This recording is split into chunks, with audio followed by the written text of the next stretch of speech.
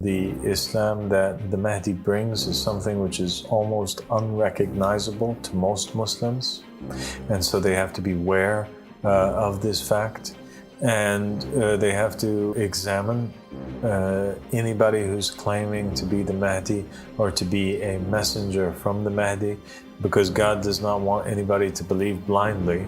But they should also not disbelieve blindly, because in it might be their destruction.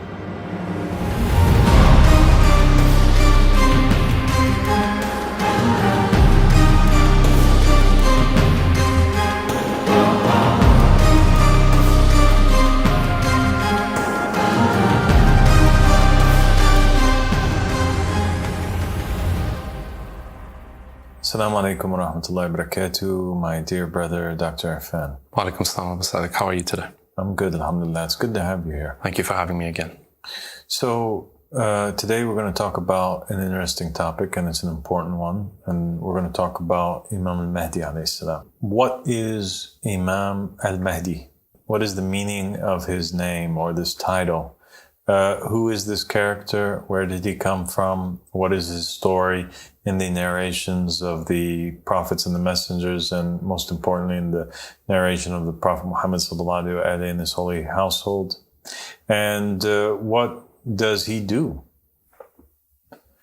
And why do the Sunnis and the Shia disagree about the identity and the narrative of this character? We'll start with you. You were born and raised a Sunni Muslim. Your family's from Pakistan.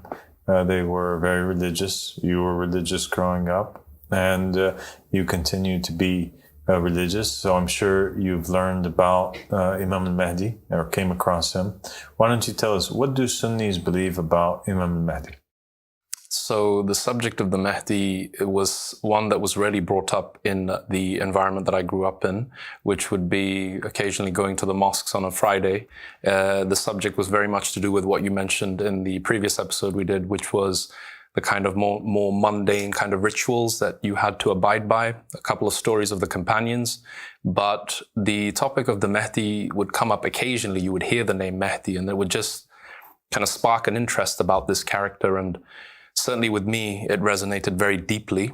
And what I would do is I would probably go to one of the sheikhs or one of the imams of the mosque that I was with, and I would pose questions to them, and then they would reveal who this character was. And it was a messianic figure in Islam that would come, and at a time where there was chaos and disorder and lawlessness and crimes, and he would essentially return the nation of the Prophet to its pure roots, which had become corrupted. And it would be a descendant of the Prophet.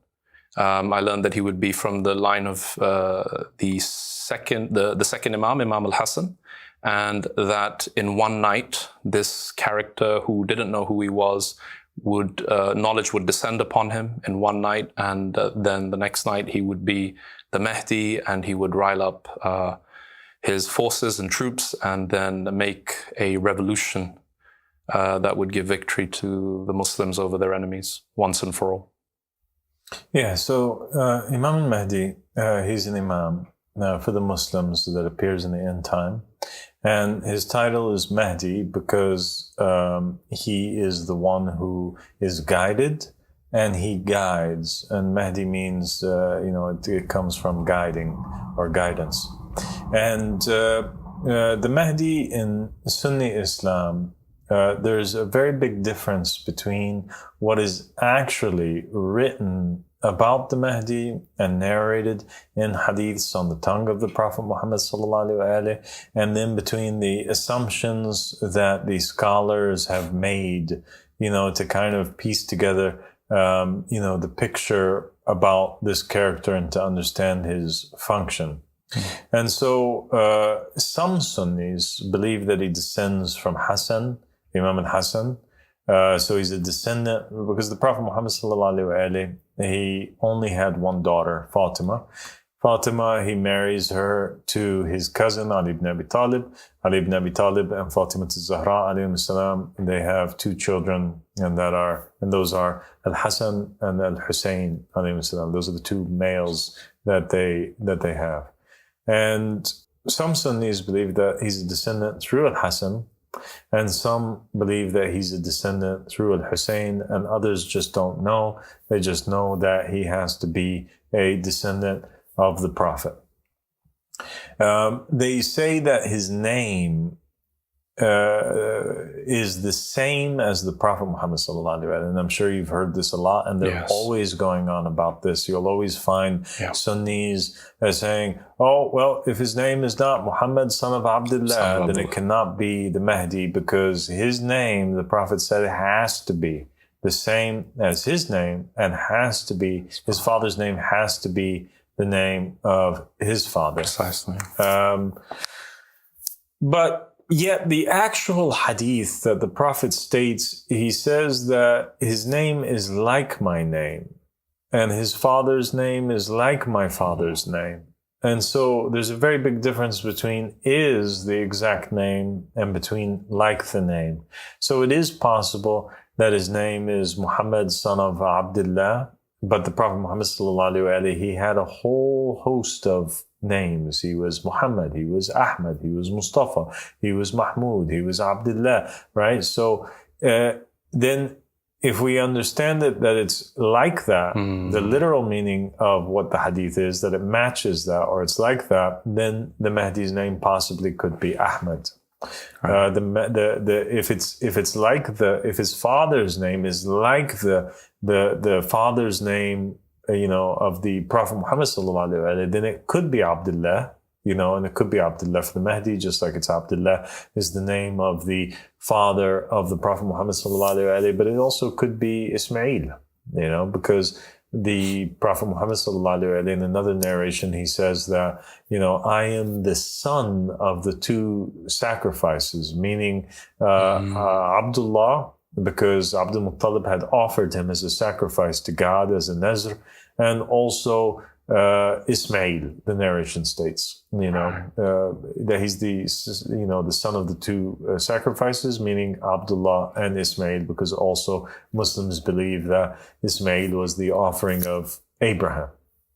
And we know that the Prophet is the descendant of Ismail. So now, the name of the father of the Mahdi could be the name Abdullah. It could also be Ismail. It could be any of the Prophet Muhammad's grandfathers that came in between Abdullah and Ismail. Or it could be a name that is like Abdullah, Abdul Malik, Abdul Rahman, Abdul Rahim, Abdul Halim. It could be any of these. So we don't have a consensus amongst Muslim scholars that it is exactly this.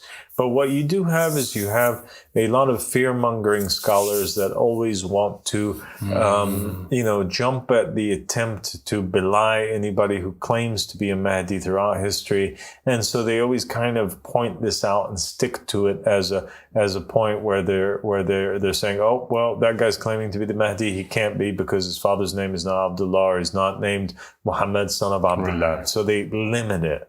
They kind of eliminate listening to any da'wah unless it matches word for word their expectations that they have in their minds. Without paying attention to the hadith that you mentioned where it says like very clearly. Exactly. It says like, or matches, or similar to. It doesn't say that it is exact. Right. And we can also place even at this point the hadith on the screen so that people could see the exact wording in Arabic that it uses and how it actually translates over.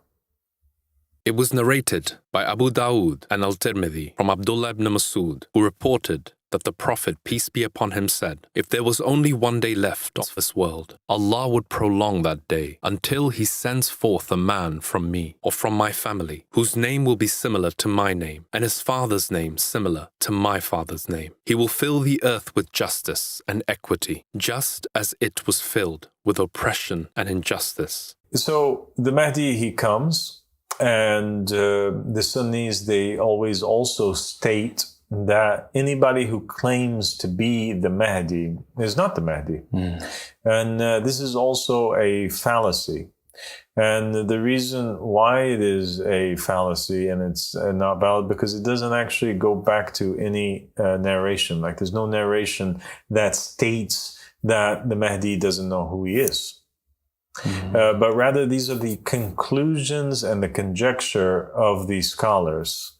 And they're basing it off of a couple narrations. One narration states that God fixes him in a night. God fixes his matter in a night. And so they say, okay, well then the Mehdi, one night he doesn't know that he is the Mehdi, and the next day he does know that he's the Mehdi. God gives him a dream or something, or, reveals to him in some way, shape, or form, just makes him know that he's the Mehdi. So it's like an overnight thing before he doesn't know. But also, other scholars say, no, fixing his matter in the night means that he was a normal human being. He had sins. He lived a normal life, and maybe he did some bad things. He was drinking. He maybe was doing drugs. He maybe did other things, and then God reforms him in a night. Right. Immediately, he gives his heart to God in one night, and that's what it means by God fixes his matter. Another interpretation that they have is that no, what it means is that like things are just not going well for him. He doesn't have the support or what he needs to emerge and fulfill his duty as a Mehdi, but overnight these abilities are given to him. So maybe he wins the lottery or something, or he just gets a big supporter that somebody of great power or authority backs him just in the same way that, the Pharaoh of Egypt backed Joseph, right? Overnight. Right. So then it becomes like an opening for him. Right. The other hadith that they use to claim or come to the conclusion that the Mehdi is oblivious of who he is the hadith that states that he basically is moving along and people are coming to him and they're saying, you're the Mehdi, and they're trying to pledge allegiance to him, and he's refusing to accept their pledge of allegiance, and he runs away from them, and then they chase him to the place that he goes to, and they kind of force pledge allegiance to him. And so they say, okay, well, why is it that the Mehdi would reject their pledge of allegiance, unless he didn't know who he was, and so then, but the problem with that is that it wouldn't really make him much of an imam, would it? Because here, in his followers are more knowledgeable than he is, and they have more divine insight than he does for the recognizing who the caliph is and the imam of the time is, when he himself doesn't even know that he's the imam of the time. So what would be the purpose then, if they're more knowledgeable than he is, that they follow him? Right. Because obviously they understand God's will better than the imam himself does. That's self-contradictory then. It is self-contradictory. And it doesn't make sense too, that he would even have people that are actively pursuing him and wanting to pledge allegiance to him and perceiving him as being the Mehdi without there having come a period before where he was propagating his ideas and his theology and his belief system and his dawah. Therefore, the people become, have certitude that he is the Mehdi.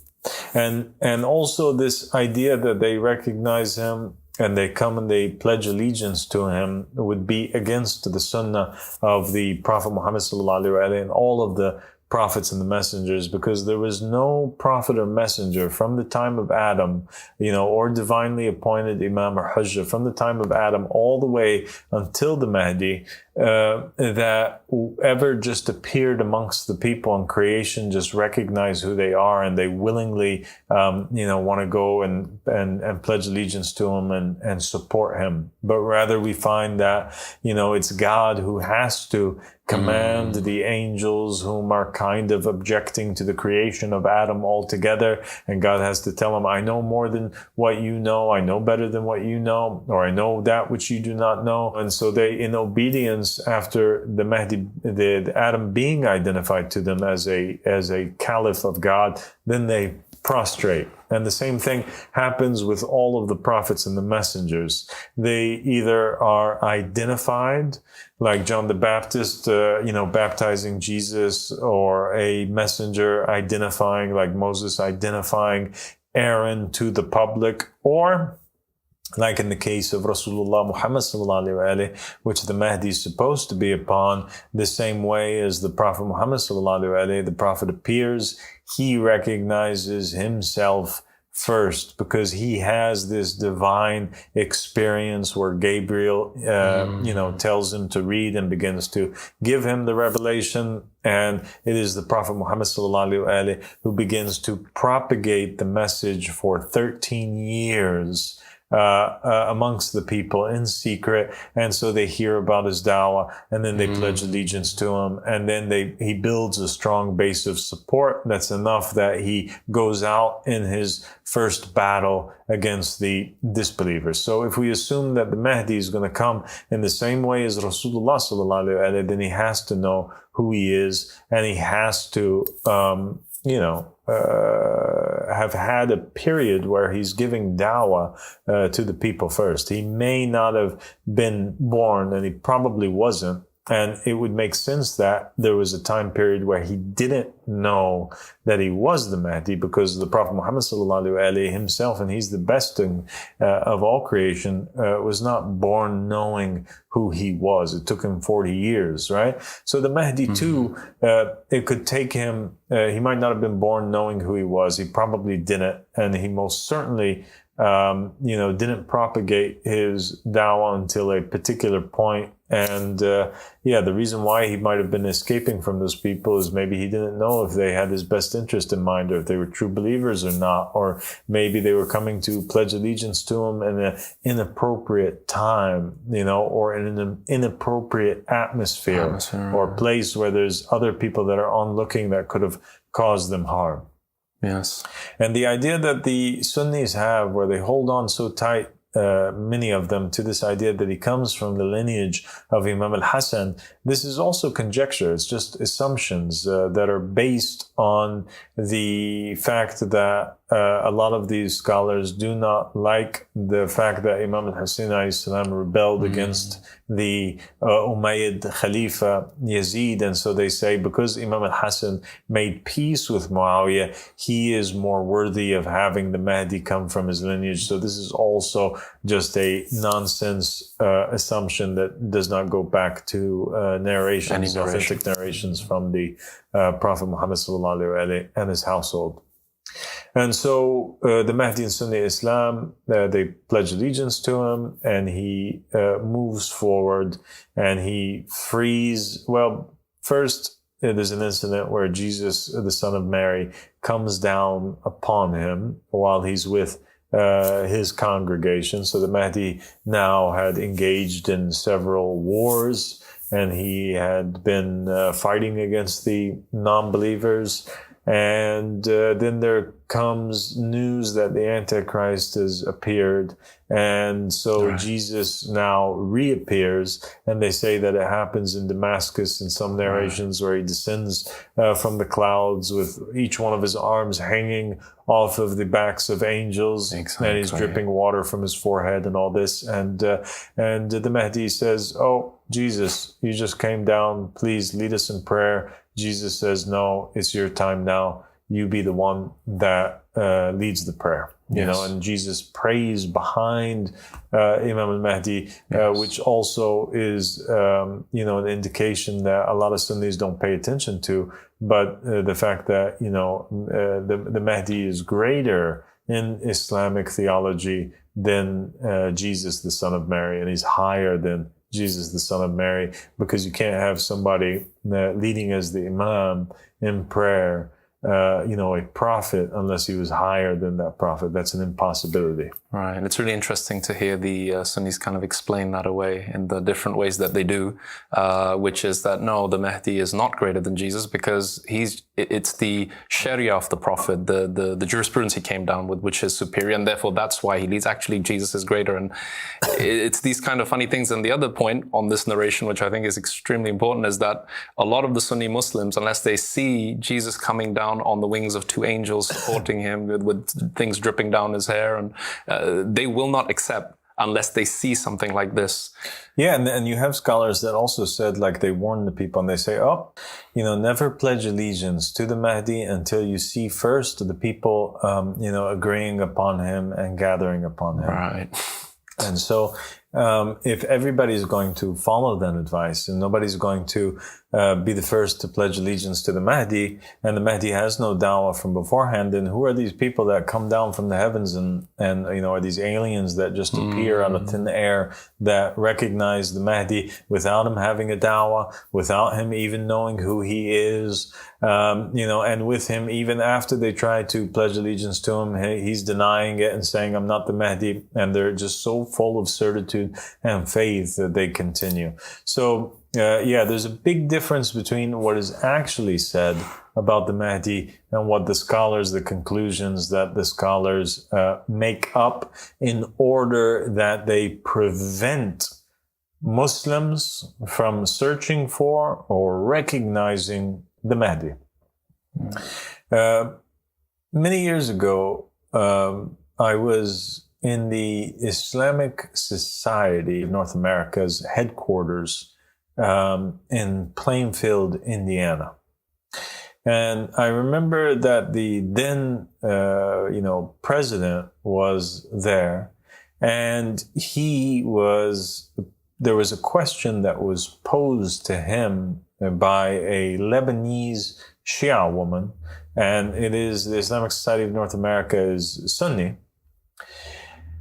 And the question was, are we living in the time of the Mahdi? And instantaneously, he gives a response, which is that, no, this is not the time of the Mahdi. The time of the Mahdi is going to come like 2,000 years from now. Right.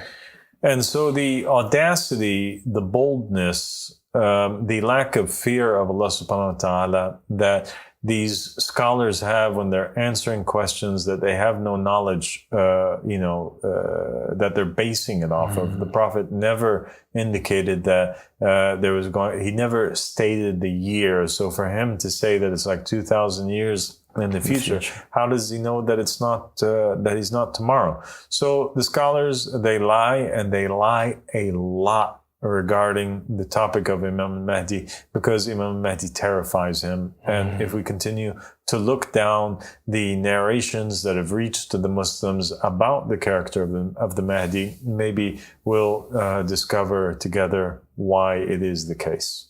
Yes, and I really hope, it's my sincere wish that those who are listening in on us can really understand that these scholars really are instruments for confusion. And they don't represent the hadith and the narrations, and it's all conjecture as far as they're concerned. Yes.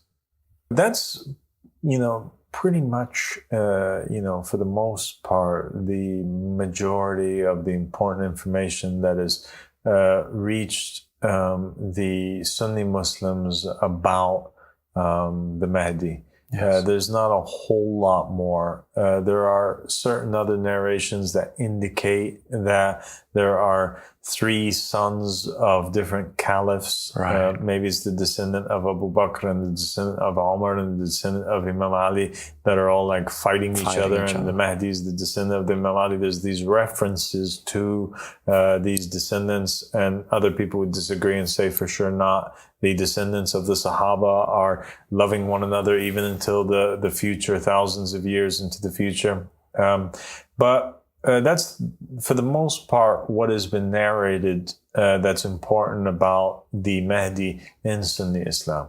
Yes. Then we have the narrations which have reached us through the household of the Prophet Muhammad sallallahu alaihi wasallam. Through Imam Ali alayhi salam, through Fatima al-Zahra, through Al-Hasan and Al-Hussein and the Imams that come from their lineage that speak about the Mahdi, and they are a lot and in much more detail. And in the Shia traditions, and when I say Shia traditions, I mean the narrations that are accepted by the Shia, that are rejected by the Sunnis, because they are not traditions that come from the companions that were alive at the time of the Prophet Muhammad ﷺ alone, but rather they come from the household of the Prophet, and it's only narrated by them and by their descendants. And so they identify that the Prophet Muhammad ﷺ has explicitly stated that the Imam al-Mahdi is the 12th Imam from the Prophet Muhammad ﷺ, after the Prophet Muhammad. First Imam is Imam Ali, and then there's Imam al-Hasan, then there's Imam al-Hussein, and after Imam al-Hussein, it's his son. So it's father, and then son, then brother, and then the son of Imam al-Hussein, Ali Zayn al-Abidin, and then Imam Muhammad al-Baqir, and then Ja'far al-Sadiq, and then Musa Kadhim, and then Ali al-Rida, and then Muhammad al-Jawad, and then Ali al-Hadi, and then al-Hasan al-Askari, and then it's that 12th, who is Imam al-Mahdi, Muhammad ibn al-Hasan al-Askari alayhi salam. So, who is this Mahdi? This Mahdi is a Mahdi that came to the people, according to traditions of the Shia. And because the enemies of the Ahlul Bayt, starting with the Abu Bakr and Umar and the Umayyad dynasty and then the Abbasid dynasty, they were constantly trying to kill each and every one of the Imams. And so for that reason, you find that after the Prophet's death, Imam Ali is killed. Then Imam al-Hasan is killed. He's poisoned.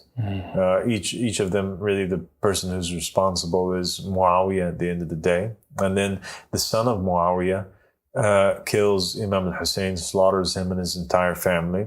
And then they continue to kill and poison and imprison each one of his descendants until the promised Mahdi. Then the promised Mahdi, at a young age, in order to protect him, God hides him. He raises him, and is going to return him once again in the end times. And so the Shia are waiting for this Mahdi that's already been born and that has an extremely long life span. He's alive right now, much like the Sunnis might believe that Al-Khidr is still alive today. They believe that the Mahdi has lived this long lifespan and that it's not against the Sunnah of Allah, because Noah had a long lifespan and God also raised Enoch and he raised Jesus. And so in the same fashion, the Mahdi is taken away from the nation only to be returned in the end time. So that's interesting, because the Sunni view on the Mahdi is that he's a random person that's going to be born in the end times, right, but he's a descendant of the Prophet. In the Shia tradition, he's a specific individual who's a descendant of the Prophet. He's a 12th descendant from the Prophet, and he's raised just like Jesus is raised. So now we have the Christian Messiah and the Muslim Savior, both of them having, been raised and taken away. And then they return back in the end times, and they are together, working together for the same cause. Right. Yes. Other traditions from the Ahlul Bayt alayhim salam mention, now because they're very rich and they are very specific, they start speaking about other individuals that are appearing around the same time of Imam al-Mahdi. One of these characters is called the Imani, and the Imani we need to do an entire episode on, and we need to do an entire episode on the Qa'im also, and why is there a difference between the Qa'im and between the Mahdi, and point out how in the du'as and in the hadiths of the Ahlul Bayt alayhim salam, they themselves, the household of the Prophet, made a distinction between these characters, that the individual of the riser or the Qa'im is not the same as Imam Mehdi, Muhammad ibn Hassan al-Askari alayhi salam. And that these individuals who are appearing in the same time as the reemergence of the 12th Imam, they pave the way for Imam al-Mahdi. And some traditions even state that these people, these Shia, these helpers, the Imani, the Qa'im, and other characters, that they actually are the ones whom go through most of the battles, opening up the way for the 12th Imam, to where that when the 12th Imam does receive his kingdom, he would have not personally, he wouldn't have spilt a drop of blood. So that's a very different look at this Imam Mahdi than the Imam Mahdi that the Sunnis believe in. Now, what does Imam al-Mahdi do and what does he face? In Sunni Islam, they believe that the Mahdi, his main fight is against Jews. And I'm sure you've heard about this, right? Yes, certainly there is now that you mention it, there is this understanding that he will come with a force, and he will come from the east. Khorasan is mentioned as well. And as he moves westwards, there are various enemies, but the goal is really to get to Israel, what we call the land of Israel today, and to fight against and take the fight to the Jewish people who have become oppressors in the land. Okay. So in Sunni Islam, one of the main purposes, if not the main purpose, of the Mahdi is to kind of like unite the Islamic nations and free Palestine from the Jews. And the narrations are very specific that in his time, things are getting really bad between the West and between the Jews and the Muslims, and that it gets to a point where the people in the West, they kill or imprison or deport every single Muslim man, woman, or child.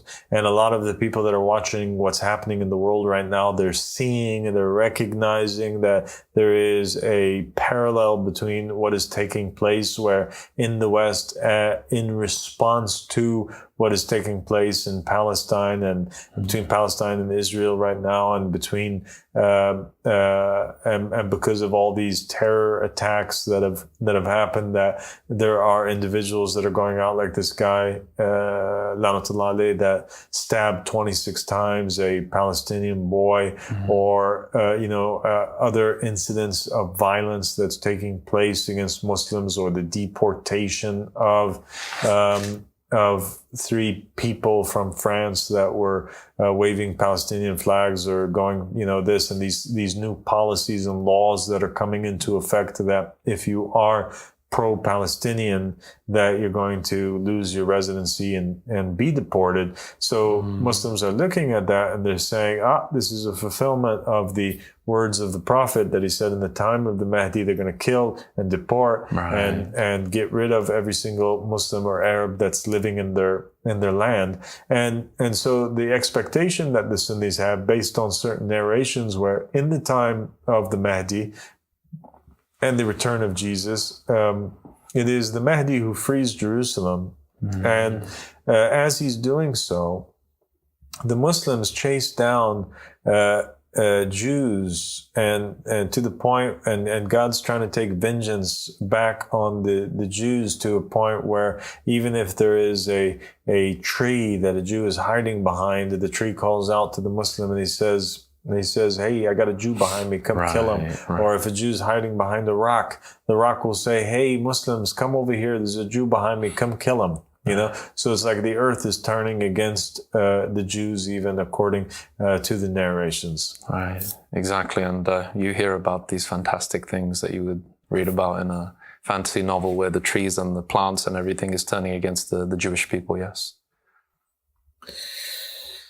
So then you have the Shia version, or the version from the Ahlul Bayt alayhim salam, because when I use the word Shia version, some people, they get turned off right away and they think that it's just like, made up stories that the scholars made. But I'm talking about narrations that are authentic, that came from the Prophet and his household, instead of through the companions. And I wish the people listening, would really pay attention to this, because you're right, the word Shia, immediately people turn away because of the connotations of the word itself, whereas the Sunnis themselves believe that the Mehdi is from the family of the Holy Prophet. And you're talking about narrations that stem directly from the family. So why would anybody have any resistance to that in their heart?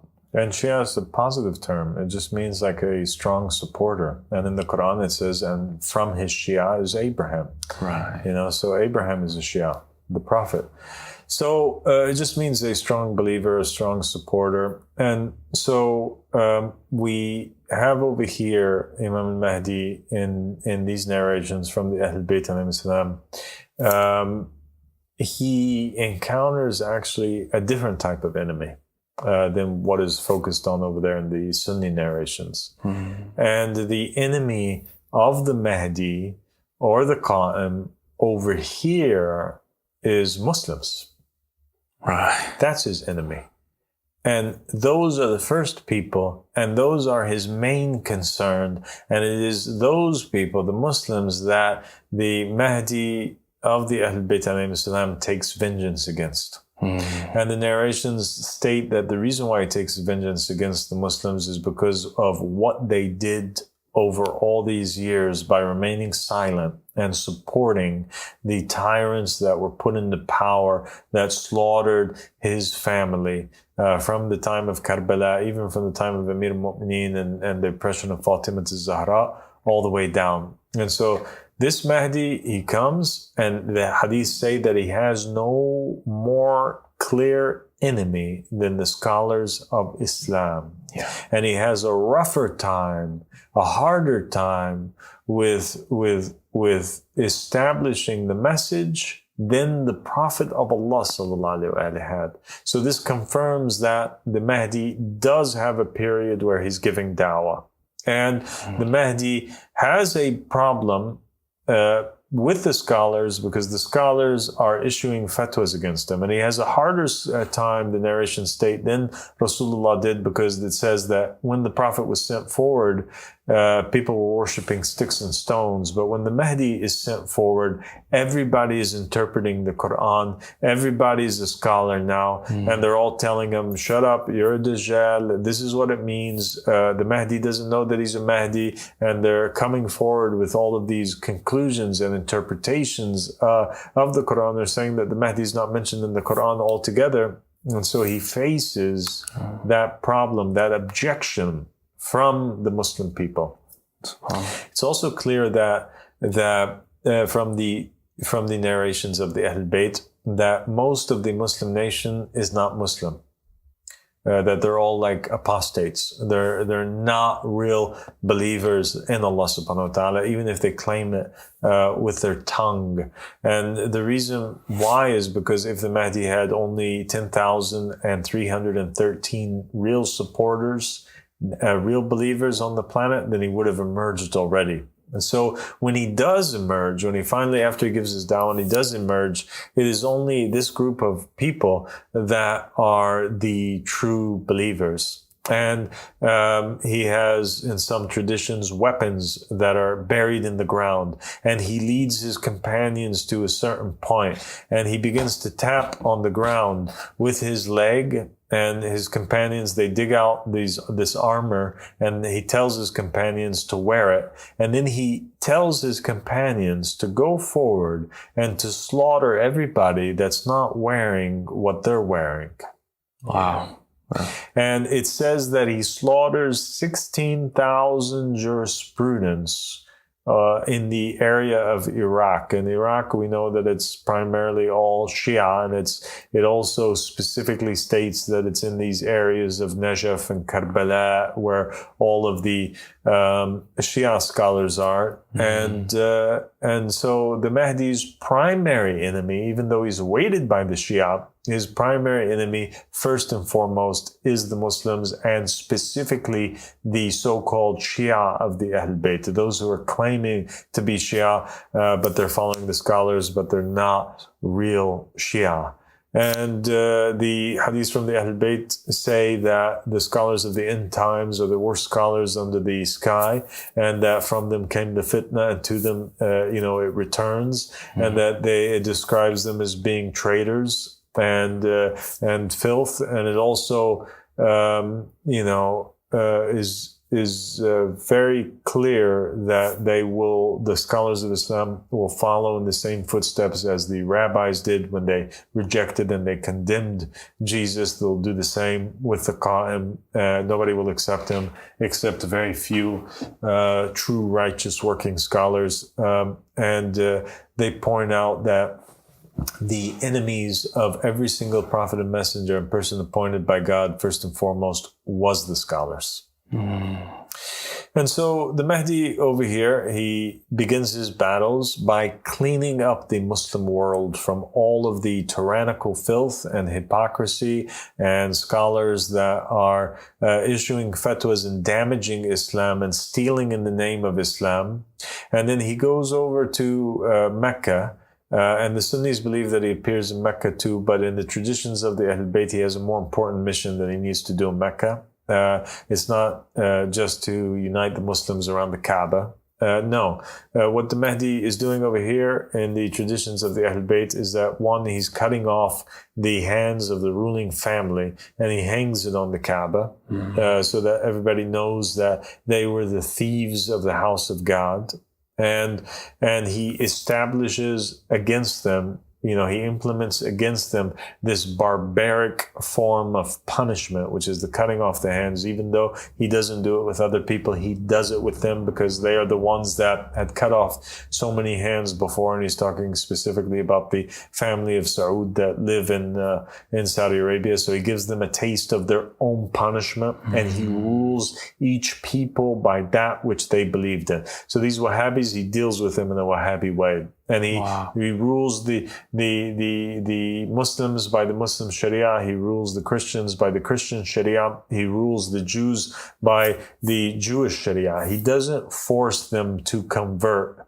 And one of the things actually that he abolishes is the jizya, the tax that was imposed by the Prophet Muhammad on non-believers, that if you're a non-believer, you have to pay taxes to live in the Muslim land that's more than the normal citizen. The Mehdi says no more of this. If you want to be a Jew, you want to be a Christian, you can be a Christian or a Jew, and you can actually the Islamic Sharia is not even going to be what rules you. Your law that will make for your area where you're living in will be your own law, the law of the book, and he will judge them by that. That will be the system of rule for them. What do they claim they believe in? They believe in the rule that Jesus brought with. Okay, then they examine what the rule that Jesus brought with. What is the jurisprudence that Moses brought with? And those are the laws of the areas where the Jews and the Christians live in. And even if there's a Jewish or Christian person that's living in a Muslim area, he gets judged by his own book. And so the mission that he has to accomplish in the Kaaba, though, is that he also has to destroy the Kaaba. And that's one of the most controversial hadiths that is concerning the Mehdi, is that he is with his companions and they go forward.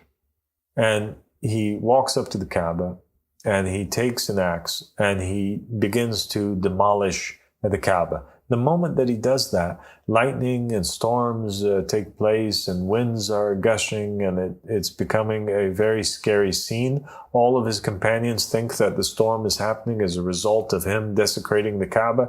And so everybody runs away from him, And then when they see him continuing to dismantle the Kaaba without being struck dead, all of them rush back to him. And it says that in those days, the one who reached the Mehdi the first, that's his rank, and the one that comes out. So how fast you went back to the Mehdi will determine your rank that you have with the Mehdi. And he demolishes also all of these masjids that are built, that cost millions of dollars, that have all of these riches and gold, and that were houses that were empty of worship, and he returns these houses of worship to its basic form, where they didn't even have a rooftop. It was just an open arena area where the Muslims could pray in, something that's simple, and forbid the investing of great money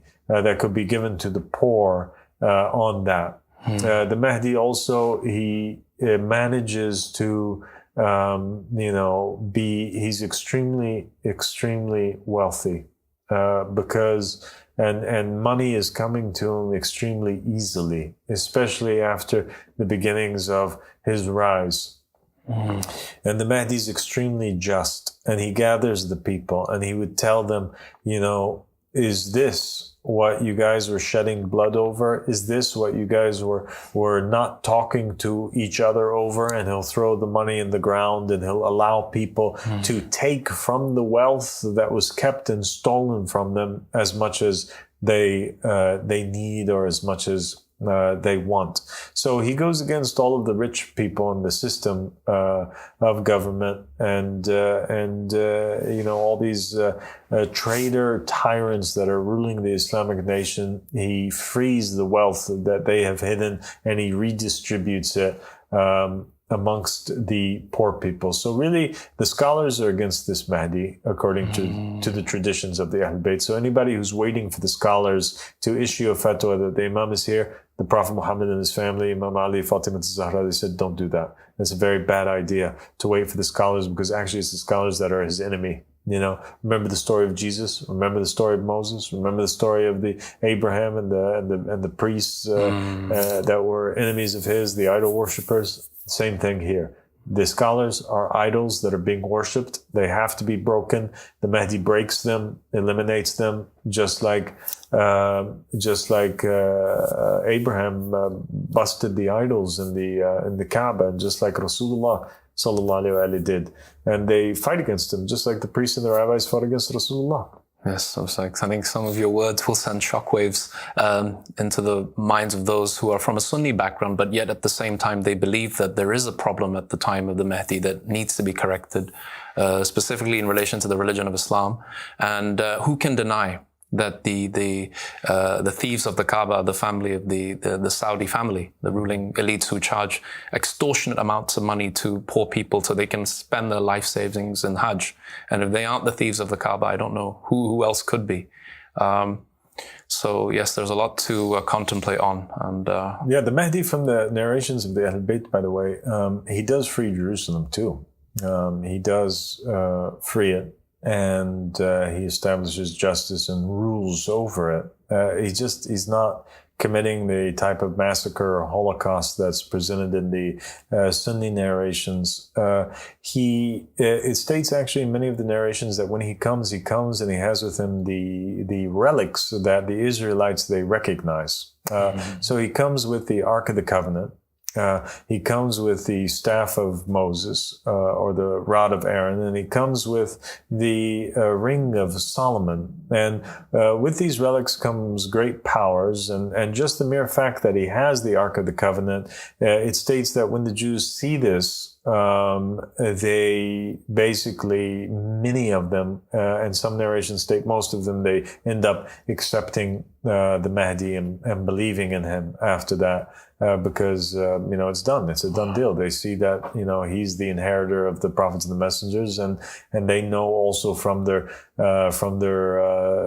Torah and from the books of the prophets and the messengers that the Ark of the Covenant would sometimes stop in front of the house of the person that was appointed by God, and they would recognize that and take that as a sign that the Ark of the Covenant's there in front of this house. So from that house is a great prophet, and so the Ark, having disappeared from them for 2,000 years, even more than that, and reappearing with this individual, this is like the miracle of miracles for them. So the Mahdi becomes a very loved figure, and he rules in stages, and there's certain narrations which talk about treaties that take place with certain countries, and then treaties are broken. And